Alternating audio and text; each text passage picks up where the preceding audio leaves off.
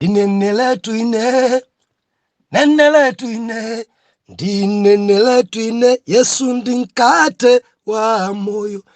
Nenele tuine, dinenele tuine, dinenele tuine, Yesu ndi mkate wa moyo. Ndi mkate Yesu, Yesu ndi mkate, ndi mkate Yesu, Yesu ndi mkate wa moyo. Ndi mkate Yesu, Yesu ndi mkate, ndi mkate Yesu, Yesu ndi mkate wa moyo. Ndikulandireni okondedwa omvera konse kumene muli. Heneleke Tchale mtumiki wanu, Yohani mtumwi, believer, lero pa 27 March 2023, subtopic mkate wa moyo. Believer, tinasowana pa malo pano masiku awiri. Kona la munda makampu achuluka mwana mulungu tsiku ntsiku tukhadupita kampu yokolimbikitsa abale. Mudziwa nyengo ruizi zikatigwera idzi dza napolodzi, nyengo dza mafuladzidzi, anthu abale awo apita, nyumba zawo zapita, libe kalikonse, akusowekanso kulimbikitsidwa mmawa mulungu. Mavuto akachuluka munthu amafika ponena kuti mulungu kulibe. Zoti mulungu amakonda anthu ajama amakayikira, ngati mulunguyo amandikonda waye nyumba yanga yagwa. Ngati mulungu amandikonda bwanji ananga apita ndi madzi. Ngati mulungu amandikonda bwanji ananga apita ndi chithopethope, nyumba zanga kugwa palibe chogwira. Anthu ajasweka alimbikitsidwa. Mwana mulungu siku ntsiku moti dzulo napemphera pa kampwina kunsanje kwa Rengani kulimbikitsana kuti mulungu amene amakukondani kwambiri. Oloti kulusa munyengo dza paniki yawe ameneyi amakukondani ndamasamalira zainu. Eni nkumayimba nyimbo nkumavina nawo. Kuvina kuja nkuyiwalako ti mavuto tina. Believer, sinthawi zonse ungapite kukampu dzipitako ndi ufa. Kupereka chimene uli nacho. Ufa wachedwa koma tili ndi mawu a mulungu. Ndetu kumayendera abale nkumalimbikitsa. Yesu akubwerapo mpano, eni mulungu amakukondani. Haleluya. Believer, lelo tikukambirana pamenepa. Yesu mkate wa moyo. Pali minomfu, eni tidalitsika, tinenepa. Mundilole kuti ndiwerenge mawu a mulungu. Lola ni mwana mulungu ndiwerenge mawu a mulungu. Chapter number 6 cha buku la Yohani, verse number 22. Mawu otsogolera, Yesu mkate wa moyo wa okhulupirira. Pamenepo ndiwerenga mojowajowa nkhani njaitali kwambiri. 22. Mawu amwache khamu la anthu limene linayima tsidya liji la nyanja linaona kuti palibepo ngalawa. Ngalawa ina koma imodzi, ndi kuti Yesu sanalowa pamodzi ndi ophunzira ache ngalawamo, koma akuphunzira ache anachoka pa okha. Koma verse number 23. Koma zinachokera ngalawa zina ku Tiberiya, pafupi pamalo pamene adadyapo mkate mene Yesu adayamika. Wow. Chifukwa chache pamene khamu la anthu lidaona kuti palibe Yesu ndi akuphunzira ake palibe, iwo okha adalowa ngalawazo nadza ku Kaperenawo ali kumfuna Yesu. Haleluya. Ndipo pamene adampeza iye tsidya lina la nyanja, anati kwa iye, Labi, munadza kuno liti? Yesu anayankha iwo nati, Indetu ndinena ndi inu, mundifuna ine sichifuka mudaona zizindikiro, koma chifuka mudadya mkate ni mudakura. Mayo. Gwirani ntchito sichifuka cha chakudya chimene chitayika, koma cha chakudya chimene chitsalira ku moyo wosatha, chimene Mwana wa Munthu adzakupatsani inu.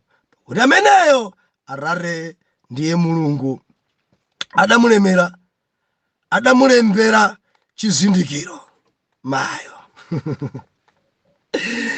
Ndichite mojowa apa, loleni kuti ndithamange.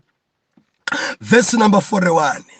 Bible ikunena kuti chifukwa cha Ayuda adang'ung'udza za iye, chifukwa adati ine. Oh, haleluya.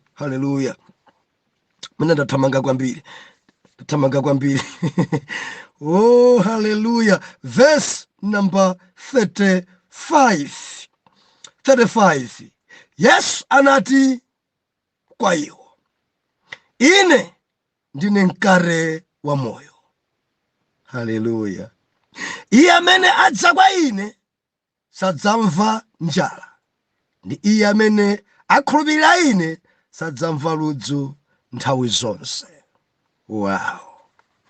41 tsopano. Chifukwa cha Ayuda adang'ung'udza za iye, chifukwa adati ine ndine mkate wotsika kumwamba. Ndipo iwo adanena, haleluya, si Yesu uyu mwana wa Josefu, atate wake ndi amayi wake tiwadziwa, anena bwanji tsopano kuti ndinatsika kumwamba? Yesu anayankha nati kwa iwo, musang'ung'udze wina ndi nzache. Kulibe mmodzi akhoza kudza kwa ine koma ngati Atate wondituma ine ankoka iye. Wow. Koma apa timaliza apa bwino apa, tamverani. Hallelujah. Verse number 45. Chalembedwa mwaneneri, ndipo adzakhala onse ophunzitsidwa ndi Mulungu. Yense amene adamva kwa Atate naphunzira adza kwa ine. Hallelujah. 48. Ine ndine mkate wa moyo. Oh, hallelujah. Tiseva meneba. Hallelujah. Mwana Mulungu apa padzadzani minofu apa, mkate wa moyo. Biliva sabara yatha tinasiyana ponena kuti Yesu kudyetsa. Yesu uyuyu amanenepesa, Yesu uyu amaphwasulitsa uyu, Yesu uyu amakumwesa zimajuisi zimene kumtundu wanu ena sadadzimwe. Yesu ameneyi amakugonetsa malo olemekezeka kwambiri amene kumtundu kwanu konse sanagonepo. Ndiye sabata yatha timanena kuti chifukwa cha Khristu tafika malo amene sidayenera kwafika. Chifukwa cha Khristu taenda malo amene sidayenera kuayenda. Bilivo sanditsutse, zimachitika chifukwa cha Yesu. Ena amarama maphunziro, ena amarama mapepala awo according ndi PhD yangayi, ndayenera izi. Biliva ndi ukamba kwa okhulupirira ino amene mumapembedza Yesu amadyetsa, amakhuritsa, amakufikisa pamalo pena nkumafika iwo nkumalingana nkumanena kuti pakadapanda Yesu, pakadapanda Khristu pano sinikadafika. Haleluya. Amene ndiye Yesuyo, kunyamula pa ndege, kudzeretsa ku Kenya, kakusiya Joburg. Amene ndiye Yesuyo. Ine ndimakhulupirira kuti sadathane nane, and tsiku lina UKB lady sanathane nane. Yesu amene ndi Yesu opsa kwambiri sanathane nane. Amerika mulipo kumeneko, Yesu amene sadathane nane. Amakhuritsa uyu, amadyetsa. Ndimafuna ndilimbikitsa amene mulibe chakudya, amene mukugonera gaga, amene mukugonera masamba kokha, ena muli makampu, ena nyumba zanu zagwa, ena mulibe pogwira, minda yanu yakokoloka. Tamverani, Yesu amadyetsa, Yesu amakhutitsa, Yesu amachulukitsa zakudya, Yesu amachita zozizwa. Mkhulupirireni, mpembedzeni, mdalireni, adzakhutitsa mimba yanu, adzakhutitsa. Ino ni mboni ya izi, adzakhutitsa. Birifa ndikhulupirire, Yesu amene amadyetsa, amadyetsa Yesu. Tikupembedza Mulungu amene amadyetsa. Haleluya.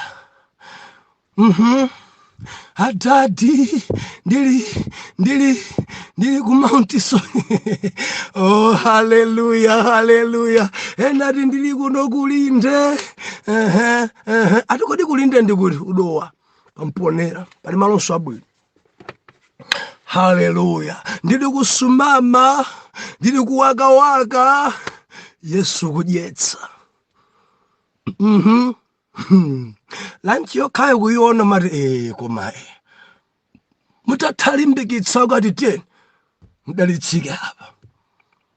Breakfast yokhayo kuyiona kuti iyi ndi breakfast, tinangozolowera tea ndi bread ndi mbatata zakwana. Koma Yesu amene amadzawukira breakfast nkumaganiza kuti ndi lunch. Haleluya. Mwana Mulungu ndivomereze, Yesu amadyetsa. Bwanji misonkhano endi chakudya kumachidya pa msonkhano chimakoma kwambiri. Nonse mutakhala kandi pa tebulo kandi pa mphasa yanu mukulalikira kufidu kwina kwake, itabwera kandi nyama yanji ka itabwera ni ndiwo zanji, Yesu kudyetsa. Endi masamba chimidzimidza madalisa, Yesu kudyetsa. Nkhuku yophikidwa, Yesu kudyetsa. Mukamakhala nonso nkumadalisika nkumana kuti amen, haleluya. Tikukonzekeranso session ina, nonse mutakhalapo mukudya uku, madrink ali mbaliyo, zipatso zili mbaliyo. Haleluya. Believe Yesu amene amadyetsa. Haleluya. Ndamona ine ku Blantyre, ndamona ine muzombamu, ndamona ine mmangochimo, Yesu kudyetsa. Ndamona ine mulilongwe, ndamona ine pa Mzuzu pakalonga, Yesu kudyetsa.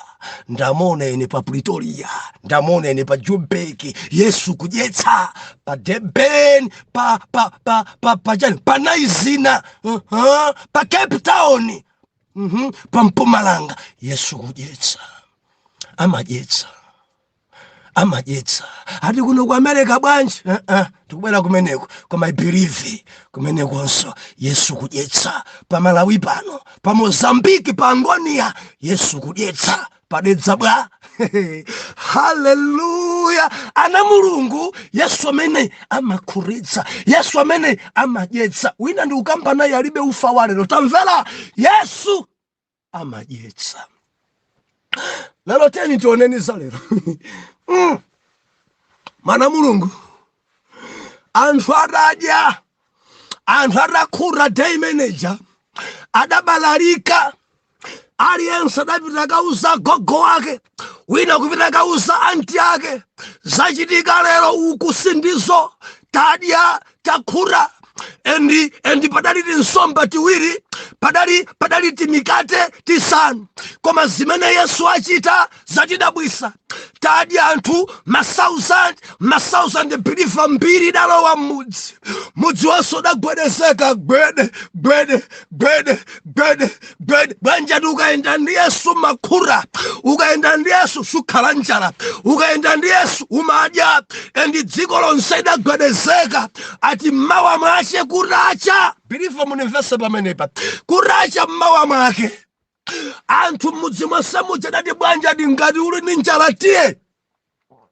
Bwanja ndipo mpacha patsulo pacha, uganiziro Yesu alipo mpachabe. Pamene chitatha chozizwa ichi bilifa, ophunzira aja adakwera ngalawa kuolokera tsidya lina. Yesu mpita mphiri kapemphera. Kenako Yesu adawuyamba pamwamba pa madzi ulendo. Ambuye akati pasampata amene lidzabwera aso lidzakambeza pamwamba pa madzi pakuti adayenda bwanji.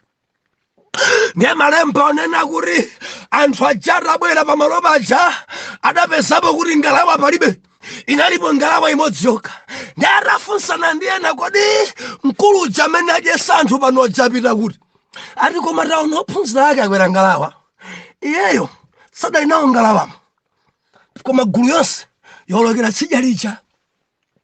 Ndi amuna aja bwanja ngati kuli kudya lero ndi tsidya lija. Ati ngati kuli kudya lero kukhutitsa mimba ndi tsidya lija. Ndi akuti padali ngalawa imodzi, anthu aja adakwera ngalawamo, nkuyitanisanso ngalawa zina zochokera ku Tiberia.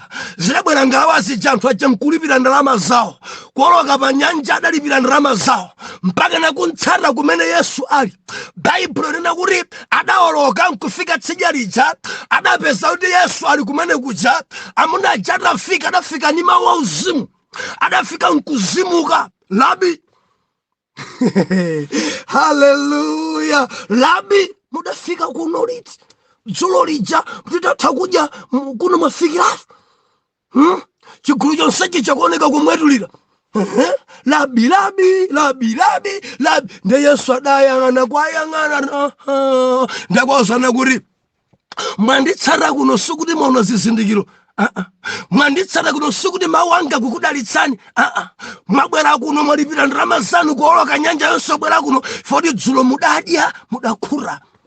Mwati mukunditsatanso kuno kuti mukhutitse mimba zanu. Simudabwera kuno chifukwa cha good news, ayi. Simukunditsata ngati mwana wa Mulungu, koma mukufunanso kudya.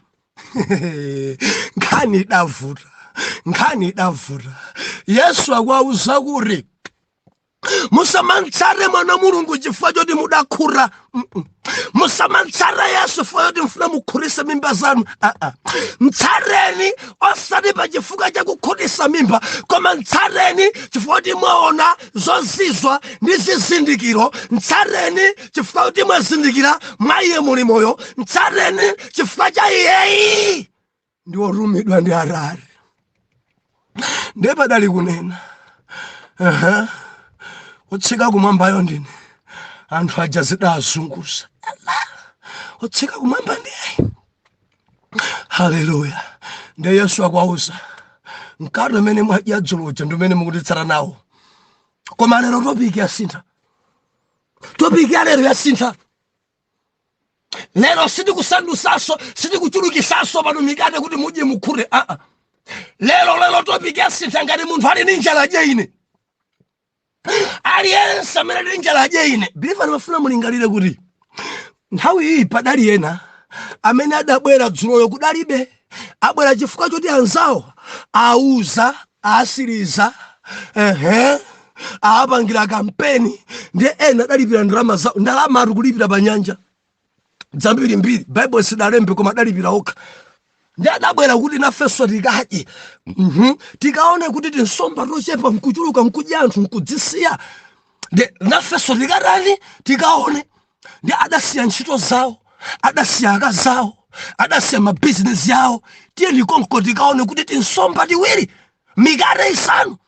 Leronso I believe nkuti wina atankonzekera kale kuti akuluakulu papezeke wina wati nsomba tiwiri, wina ukhani mikate. Wamva kuti akati akhalisani pansi kodi ali naso njani, wina ngoyima kuti ndili naso ndine. Endi ukayandikire kwambiri Andrea kuti akakuone fa Andrea amapereka ripoti masanga kwa Yesu kuti ndaona pano wina lini mikate isanu nditi nsomba tiwiri. Ndiye Mulungu anena kuti Ambuye Yesu anena kuti inayo ndiye nkateyo. Lesson ya dzulo siya lero. Lero tikukamba zoti ngati munthu ali ndi njala adye ine. Amene angadye ine sadzamvanso njala. Amene angadye ine sadzamvanso ludzu. Amene angadye ine zache zayera. Ndi anthu aja adayamba kuyang'anizana. Inu munati dzulo munadya. Tamuoneni zimene akwakulu matipusisa. Amene abwera patsopano aja. Inu matipusisa. Ndikuganiza kuti adamba akangana sanga mundibwezera. Za transport mundibwezera kwa kuti simunganipusise. Ndena unena kuti kodi munthu angadye munthu mzachi? Munthu angadye munthu mzachi? Mkolo amene simfiti amene. Uyu ndi mfiti tu. Munthu angadye munthu mzachi? Aya, sindikuzimvesesa. Believer, popanda mzimu inasuma zimvesesa. Popanda mzimu inazimazungusa muntu. Popanda mzimu era mumasogonekera. Popanda mzimu era za mulunguzi sungazimvetse. Zidavura Yuda. Adamba ngutsa. Muntu angaje muntu nzachi baba.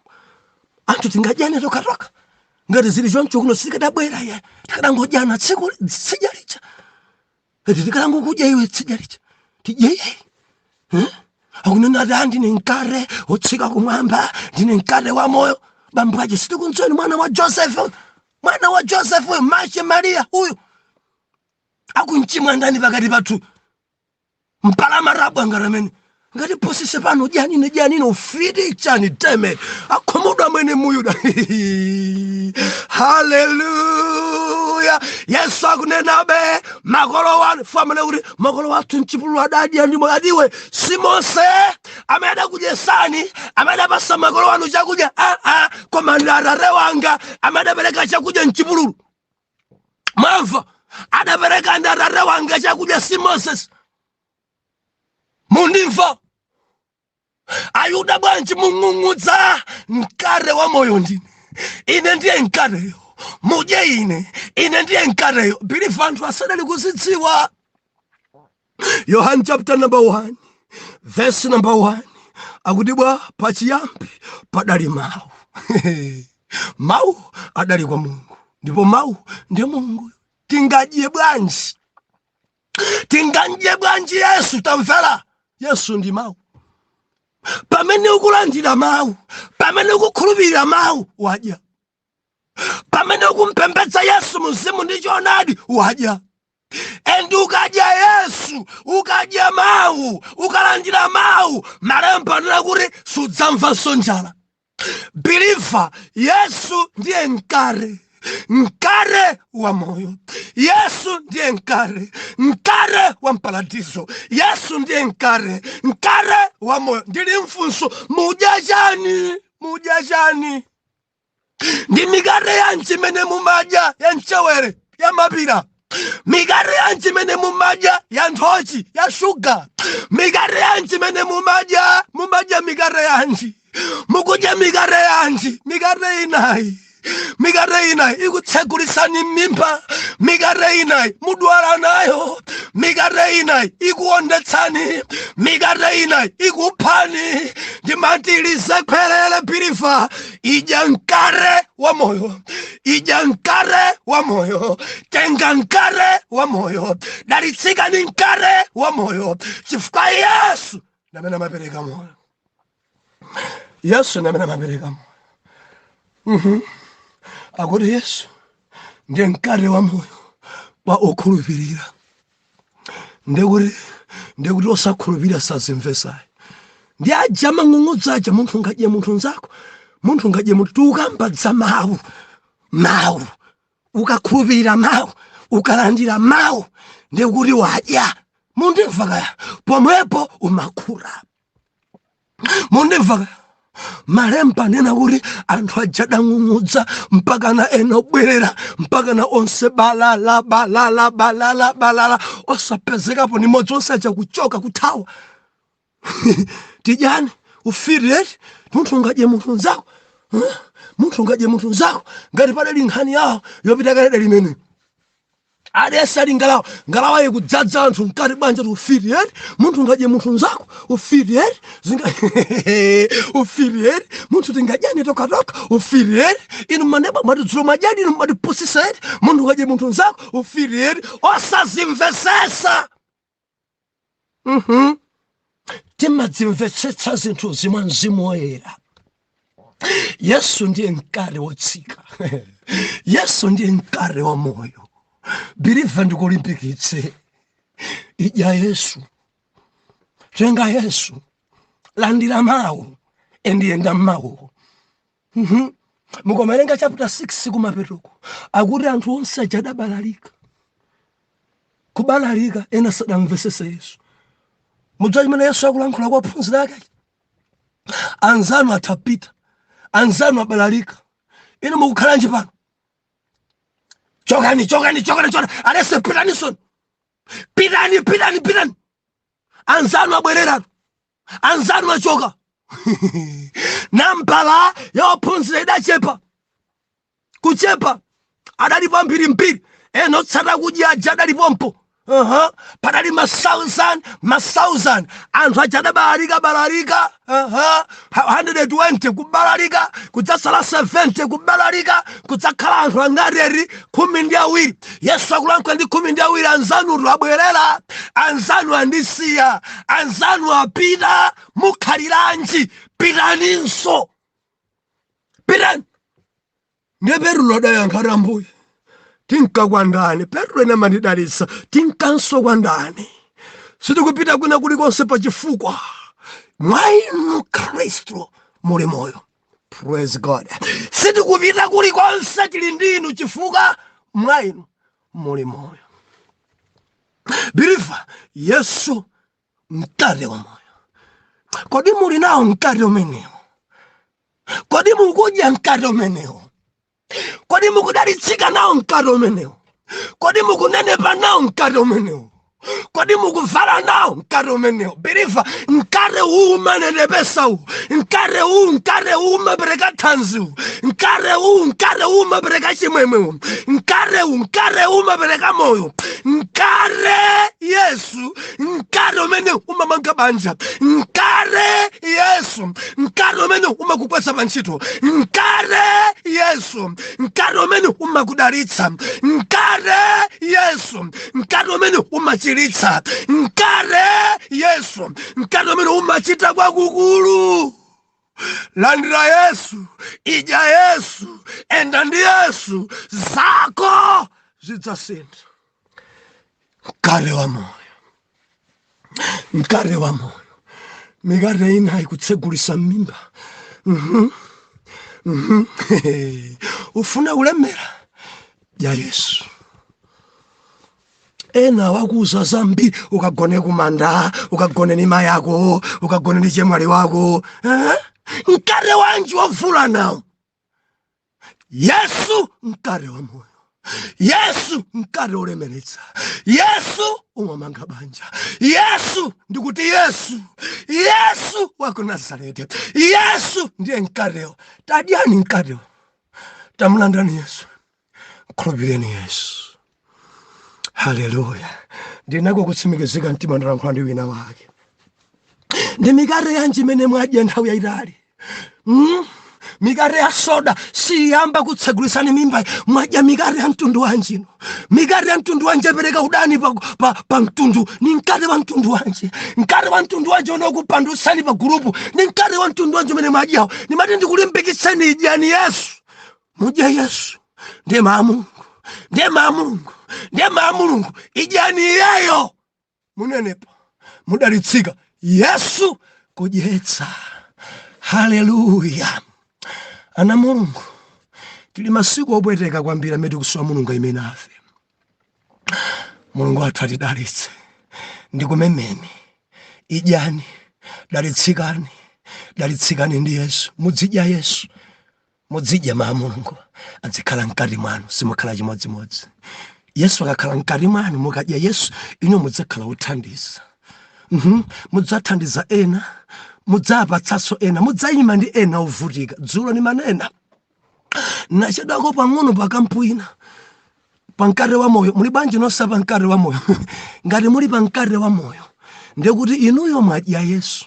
Ena magrupu ena nonse mafanene kuti Yesu mukandya amakupanga kukhala opatsa. Pankate pali pologalamu ikuchona kuti 1000 kupulumutsa moyo mkate ogule ufa. Mwadya Yesu inu. Pini sikuvutani. Perekani kuti moyo wino upulumutsidwe. Ndili mchenjezo ili. Kwa amene mukupereka ndalama za pankate. Musagwiritse ntchito manambala anga, sindine treasurer wa gulupuyo, alipo olandira. Chifukwa zikulembedwa pankate pomwe paja. Mundimva kaya? Ndiye mukapereka kwa ine manambala anga nimalandirira za 10, nimalandirira madata ndikuti ini madata. Mudzaoneka kuti dzina lanu sikulembedwa chifukwa zichedwa kwambiri.